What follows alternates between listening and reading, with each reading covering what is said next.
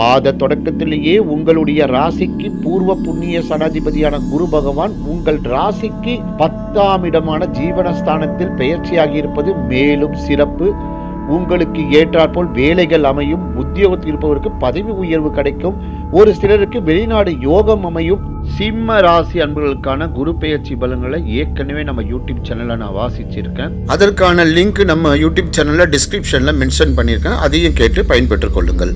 குரு பகவான் இருக்கும் இடம் காட்டிலும் பார்க்கும் பார்வையில் மிகவும் சிறப்பான பலனை தருவார். அதற்கேற்றாற்போல் உங்கள் ராசிக்கு 2ஆம் இடமான தன குடும்ப வாக்குஸ்தானத்தை குரு பகவான் பார்வையிடுவதால் அந்த இடங்கள் புனிதமாகின்றன. குடும்பத்தில் இருந்து வந்த பிரச்சனைகள் விலகும். கணவன் மனைவி இடையிருந்து வந்த கருத்து வேறுபாடுகள் விலகும். குடும்பத்தில் மகிழ்ச்சிகரமான நிகழ்ச்சிகள் நடந்தேறும். திருமணத்திற்காக காத்து கொண்டிருக்கும் சிம்ம ராசி அன்பர்களுக்கு திருமணம் கைகூடி வரும். நீங்கள் நீண்ட நாட்களாக எதிர்பார்த்து காத்து கொண்டிருந்த ஒரு நல்ல தகவல் இல்லம் தேடி வரும்.